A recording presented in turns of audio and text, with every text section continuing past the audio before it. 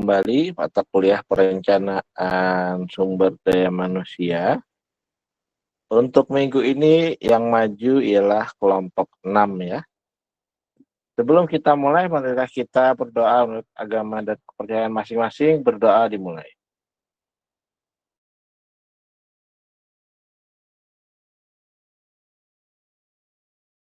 Ya, berdoa selesai. Silahkan kepada kelompok 6 untuk mempresentasikan hasil karyanya. Jangan lupa direkam atau direcord ya sebelum memulai presentasi. Pada kelompok 6, waktu dan tempat, persilahkan.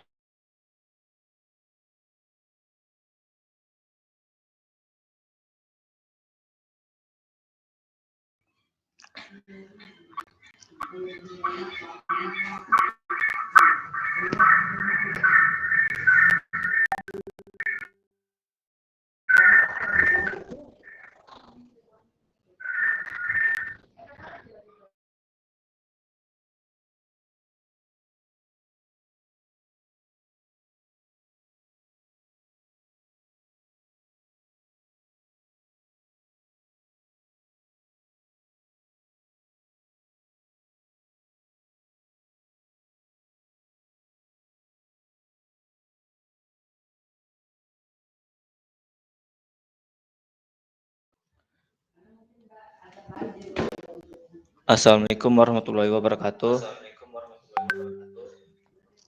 Waalaikumsalam warahmatullahi wabarakatuh. Yang terhormat Bapak dosen mata kuliah SDM, kami dari kelompok 6 ingin mempresentasikan hasil diskusi kami yang berjudul Perencanaan Kinerja dan Evaluasi Menetapkan Sistem Penilaian Kinerja serta Mekanisme Umpan Balik bagi Karyawan. Yang saya hormatin Bapak dosen mata kuliah SDM, yang saya hormati juga teman-teman perjuangan. Saya di sini ingin mengucapkan terima kasih kepada Bapak dosen mata kuliah SDM yang telah memberikan kami waktu untuk mempresentasikan hasil diskusi kami. Saya juga berterima kasih pada teman-teman yang telah hadir pada Jumat hari ini. Baiklah, untuk memulai materi dari kami, saya akan menjelaskan sedikit tentang latar belakang sumber daya manusia. Sumber daya manusia SDM adalah aset paling penting dalam organisasi. Dalam lingkungan kerja yang dinamis, manajemen kinerja menjadi elemen kunci untuk memastikan bahwa setiap individu memberikan kontribusi optimal terhadap tujuan organisasi. Tanpa perencanaan dan evaluasi kerja yang sistematis, organisasi akan kesulitan dalam mengukur produktivitas, menentukan kebutuhan, serta mengidentifikasi individu yang layak mendapat promosi atau insentif. Baik,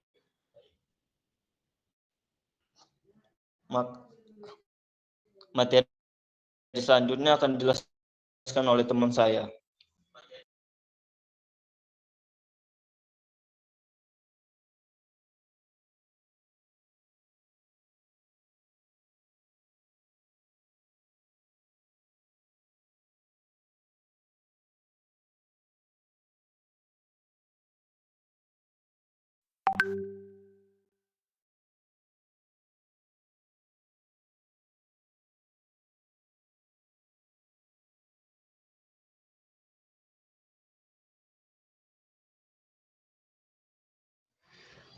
Pengertian perencanaan kinerja.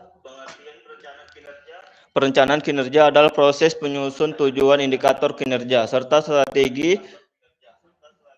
pencapaian yang disepakati antara atasan dan bawahan. Tujuan perencanaan ini adalah untuk menyelaraskan visi dan misi organisasi dengan tugas individu sehingga tercipta tanggung jawab dan yang terukur dan transparan. Nah, di sini ada evaluasi kinerja. Evaluasi kinerja merupakan proses sistematis untuk menilai hasil kerja karyawan dalam kurun waktu tertentu. Proses ini dilakukan untuk mengetahui apakah kinerja karyawan sesuai dengan ekspektasi yang telah ditentukan, serta untuk memberikan dasar pengambilan keputusan terkait promosi, insentif, rotasi, mutasi, atau pelatihan tambahan.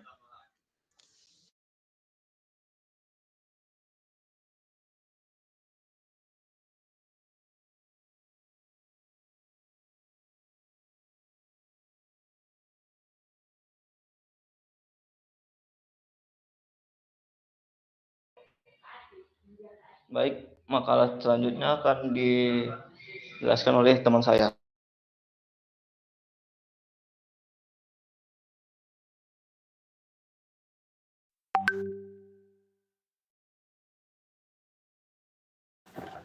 Baik, selanjutnya ada prinsip penilaian kinerja yang efektif. 1. Keadilan atau fairness. Penilaian dilakukan tanpa bias dan berdasarkan data yang objektif. 2. Keterukuran atau measurability. Menggunakan indikator yang kualitatif dan kuantitatif yang dapat diuji. 3. Konsistensi atau konsistensi. Dilaksanakan secara berkala dan mengikuti standar serta kebijakan organisasi. Keempat, keterbukaan atau transparansi. Hasil penilaian disampaikan secara transparan kepada karyawan, disertai penjelasan mengenai proses penilaiannya. Yang kelima, keterlibatan atau partisipasi. Melibatkan karyawan dalam proses perencanaan dan evaluasi sehingga mereka merasa dihargai dan didengarkan.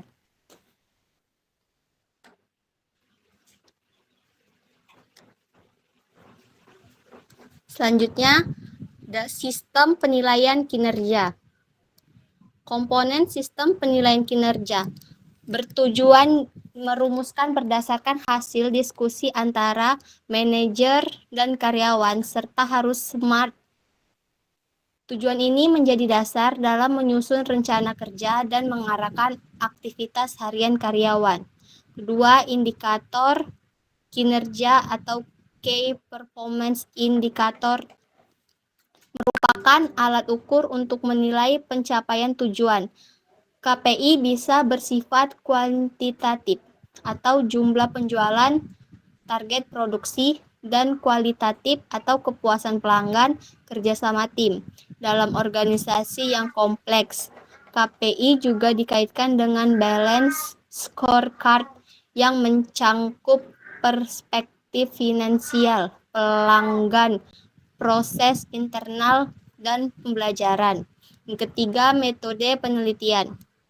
Ada self-assessment, karyawan melakukan penilaian terhadap kinerjanya sendiri berdasarkan indikator yang telah disepakati. Penilaian atasan langsung umumnya dilakukan oleh supervisor dan manajer berdasarkan pengamatan dan laporan kerja. Ada 360 degree feedback, mengumpulkan masukan dari berbagai pihak termasuk rekan sejawat, bawahan, dan klien eksternal untuk mendapatkan gambaran kinerja yang menyeluruh. Yang keempat, skala penilaian. Menggunakan sistem angka atau deskriptif untuk menyatakan kualitas kinerja. Misalnya dari 1 hingga 5 atau dengan deskriptif seperti di bawah ekspektasi, sesuai ekspektasi, dan melebihi ekspektasi. Kelima, dokumentasi dan pelaporan. Hasil penilaian disimpan dalam sistem manajemen SDM dan digunakan untuk keperluan pengambilan keputusan strategi seperti pengembangan SDM, restrukturisasi, dan suksesi jabatan. Selanjutnya akan dilanjutkan oleh teman saya.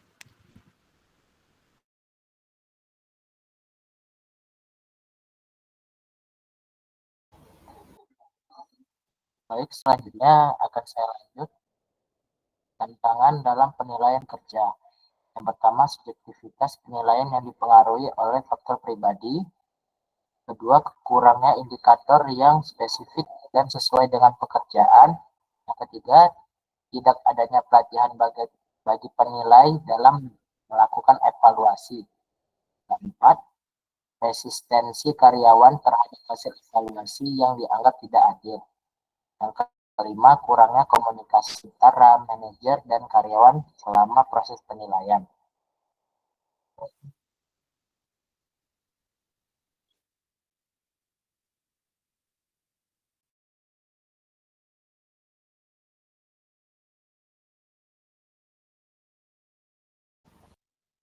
Pentingnya umpan balik adalah bagian krusial dari proses evaluasi kinerja karena berfungsi sebagai sarana komunikasi dua arah antara atasan dan umpan balik yang tepat waktu dan relevan dapat memperkuat perilaku positif, memperbaiki kekeliruan, dan meningkatkan kepercayaan diri karyawan.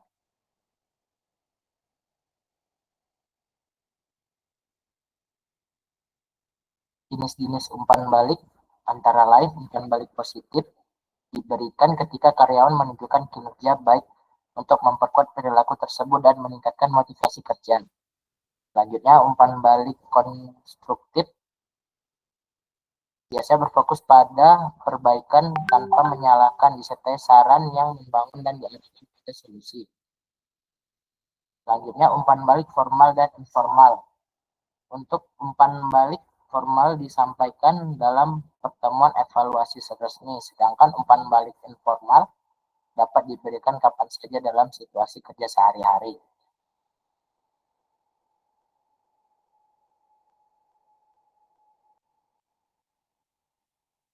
Baik, untuk selanjutnya akan diteruskan oleh teman saya. Baiklah, saya akan melanjutkan teknik memberikan umpan balik. Teknik memberikan umpan balik ini yaitu pendekatan sandwich, yaitu umpan balik negatif disisipkan antara dua umpan balik positif, sehingga kritik diterima dengan lebih terbuka. Yang kedua adalah metode START atau Situation, Text, Action, dan Result. Penjelasan umpan balik berdasarkan konteks nyata mempermudah karyawan memahami situasi secara baik. Ada menjadikan umpan balik sebagai proses berkelanjutan, bukan hanya kegiatan tahunan yang mencangkut prediksi rutin dan perencanaan pengembangan. Selanjutnya adalah media penyampaian umpan balik. Jadi media penyampaian umpan balik ini ada yaitu tatap muka atau one-on-one meeting untuk diskusi mendalam. Selanjutnya adalah metode aplikasi HR atau platform digital seperti intranet perusahaan. Selanjutnya adalah email atau laporan tertulis sebagai dokumentasi resmi. Yang terakhir adalah sesi coaching atau mentoring untuk pengembangan dan kelanjutan. Selanjutnya ada bab penutup yang akan dilanjutkan oleh moderator. Baiklah, kesimpulan dari materi kami, perencanaan dan evaluasi kinerja merupakan proses integral dalam manajemen SDM yang bertujuan untuk meningkatkan efektivitas organisasi, sistem penilaian yang terstruktur, dan umpan balik yang tepat mampu mendorong produktivitas karyawan, meningkatkan akuntabilitas, serta mendukung pencapaian tujuan strategis organisasi. Baiklah, di sini kami akan membuka sesi tanya jawab kepada teman-teman yang ingin bertanya. Dipersilakan dengan hormat.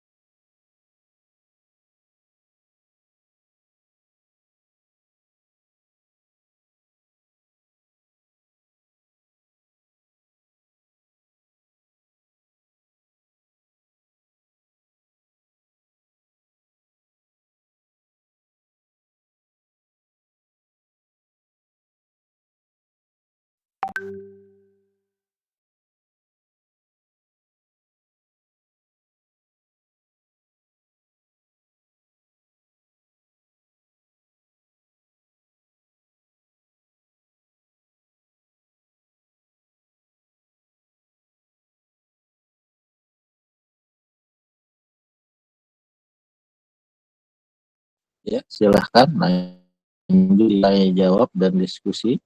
Setiap kelompok yang lain wajib untuk bertanya.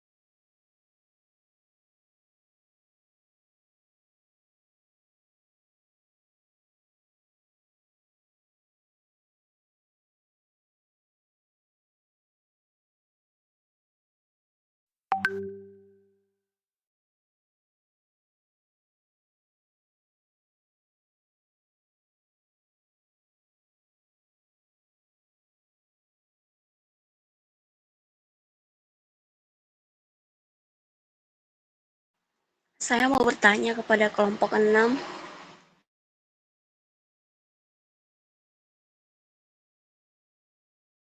Baik, apa tadi pertanyaannya?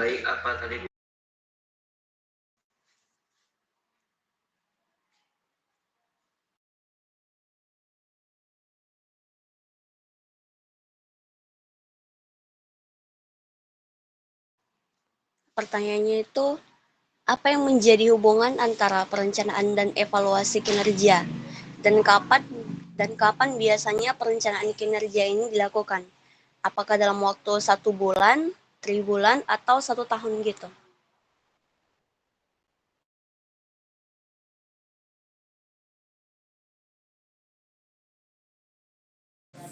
Mohon maaf sebelumnya Kak Yuli, Ya, boleh pertanyaannya ditaruh di chat. boleh.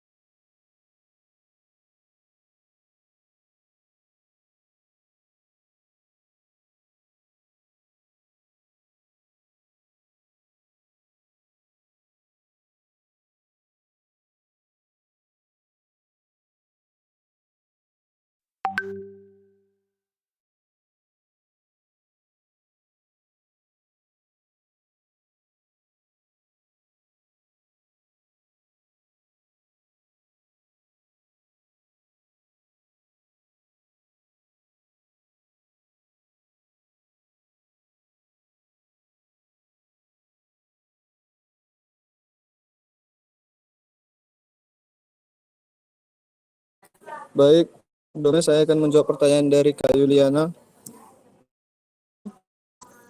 Hubungan antara perencanaan dan evaluasi kinerja adalah bahwa perencanaan kinerja menjadi dasar atau acuan untuk evaluasi kinerja.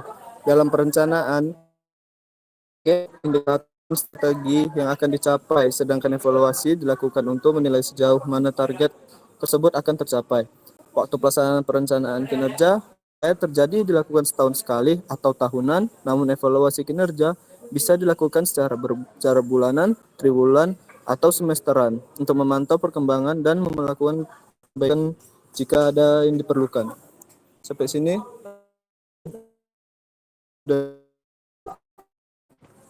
Sudah bisa. Baik, terima kasih Kak Yuliana.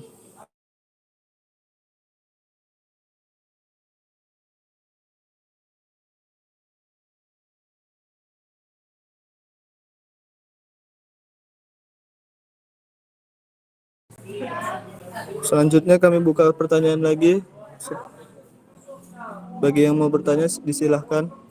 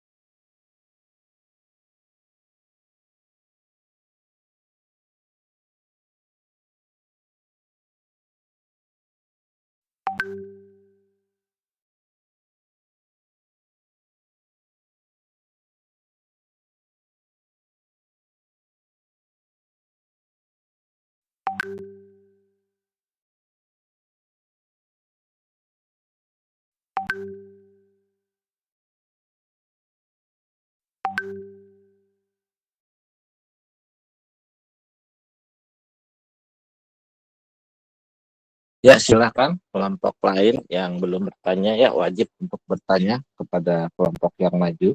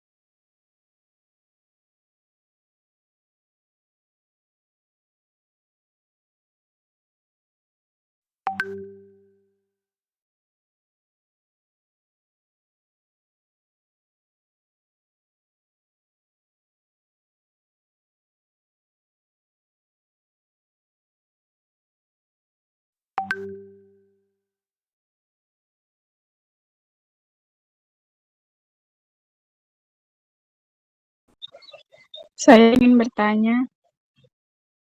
Silakan bagi para penanya dicatat ya di WhatsApp grup untuk nilai tambah.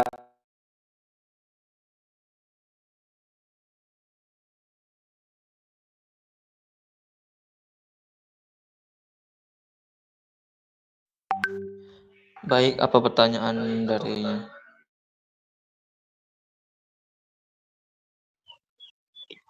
Bagaimana cara menekan visi dan misi yang namun menantang? Terima kasih.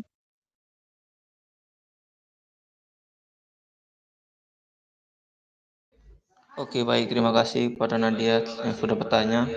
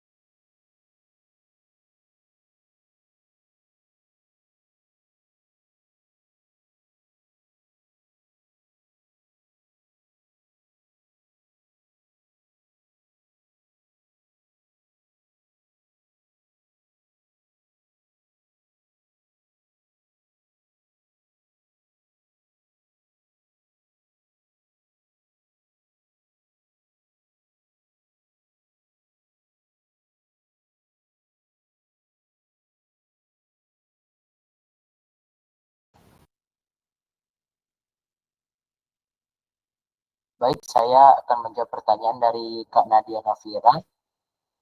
Pertanyaannya, bagaimana cara menetapkan visi dan misi yang realistis namun menantang ya? Iya.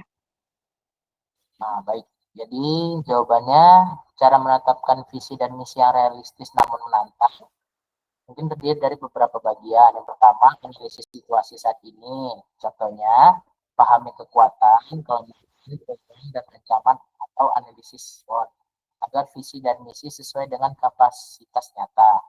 Yang kedua, tentukan tujuan jangka panjang. Misalnya, visi harus mencerminkan aspirasi masa depan yang ingin dicapai, namun tetap relevan dengan potensi dan sumber daya yang dimiliki. Yang ketiga, rumuskan misi yang fokus dan spesifik. Misalnya, misi harus menjelaskan apa yang dilakukan, untuk siapa, dan bagaimana caranya dengan cara yang jelas dan terlihat. Selanjutnya, libatkan pemangku kepentingan. Misalnya, ajak tim atau pihak terkait agar visi dan misi disepakati bersama dan mendapatkan komitmen untuk diwujudkan. Selanjutnya, gunakan prinsip SMART untuk misi dan target turunan. Pastikan spesifik dan terukur dan dapat dicapai, relevan dan terbatas waktu. Dengan ini, visi dan misi akan mendorong kemajuan menantang bisa dicapai secara realistis. Bagaimana? Apakah sudah pas jawabannya, Kak Nadia? Baik, terima kasih atas jawabannya. Baik, terima kasih. Adakah lagi yang ingin bertanya selanjutnya? Kami persilakan.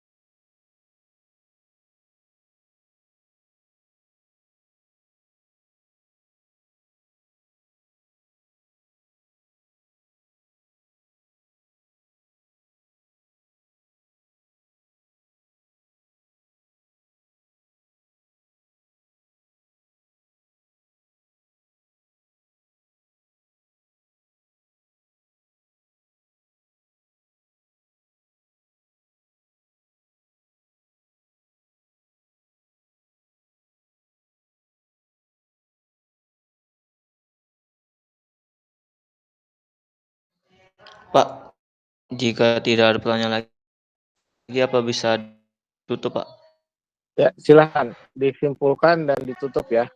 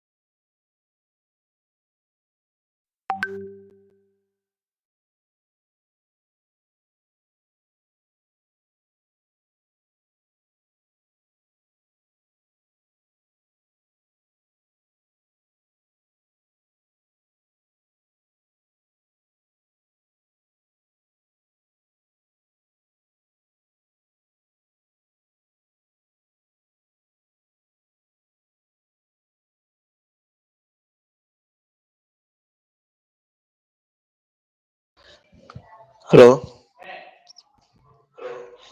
Ya, Baiklah, silakan jika bisa tidak ada pertanyaan ditutup lagi, dan disimpulkan kalau tidak ada pertanyaan lagi. baiklah jika tidak ada pertanyaan lagi,